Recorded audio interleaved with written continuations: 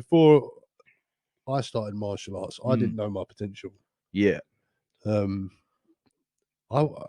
didn't. I wasn't really. I mean, I loved football. I played football. I was all right. I was, average. But other than that, I didn't really have a lot about me. Yeah. And I didn't have a lot of confidence. I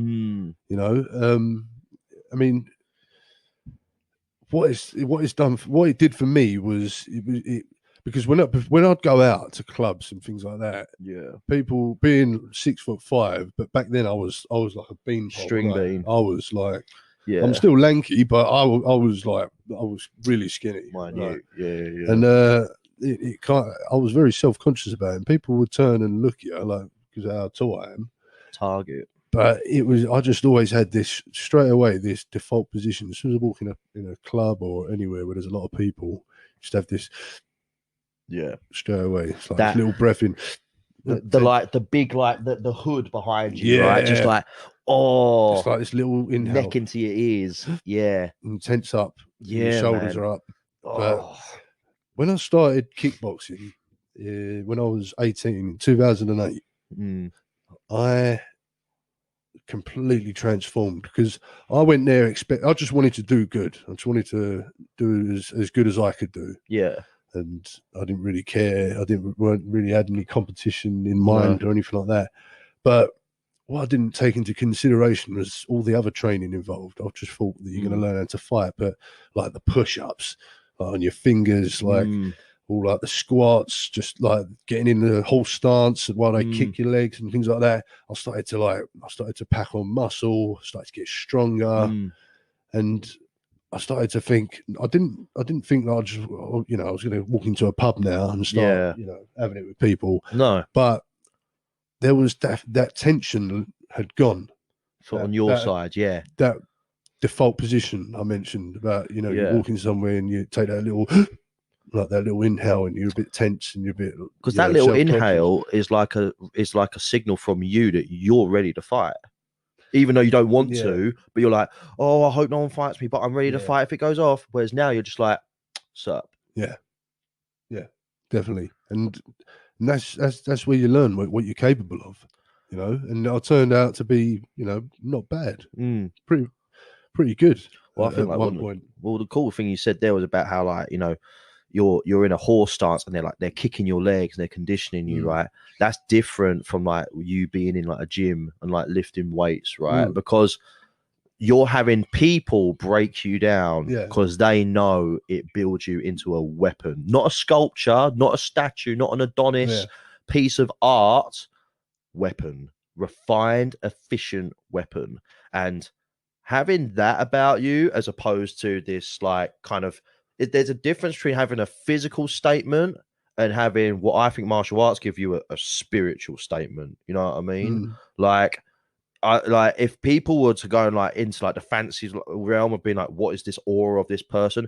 Guarantee you, mate, that like the auras of martial artists are way more powerful than the auras of like bodybuilders. And that's no disrespect to bodybuilding, but it's just you are confident in your abilities to look like artwork, whereas martial artists are confident and like proud in their ability to save the ones they love, be a protector, and also be a fucking like avenger and a preventer. Like, you know what I mean? Like you are barrier one, and you feel that duty. You feel it, Yeah, absolutely. I mean, it's like when you mentioned about when you came to my point about the horse stance, you don't know when that's going to end. You're not the one deciding when that round ends. If you're lifting weights, no one's there to tell you. No, unless you've got like a spotter and they're trying to fucking get you going. But if but you're on your it's own, never going past 20. Yeah, you can drop the weights. Yeah, and there's no, no one's going to pick them back up and stick them in your hands. Really. Like there's something about that good old-fashioned man-made fleshy armor that you build. Yeah. Through fucking conditioning and fighting. And when you're dropping out, a quick whack to the leg, and you're like, oh no, we're back mentally alert. We're back in this. You know what I mean? homeostasis. Yeah, like even if you're chilling in like a roll in like jiu-jitsu, they like a quick crossface will wake you up. Yeah. You're like, no, don't chill out there. Yeah, keep framing, keep moving. Yeah. Like, yeah, man. What about you, Jim? What did it do for you? I think I don't know if we spoke about it before on the first episode or not, but when I took it up was Let's do it during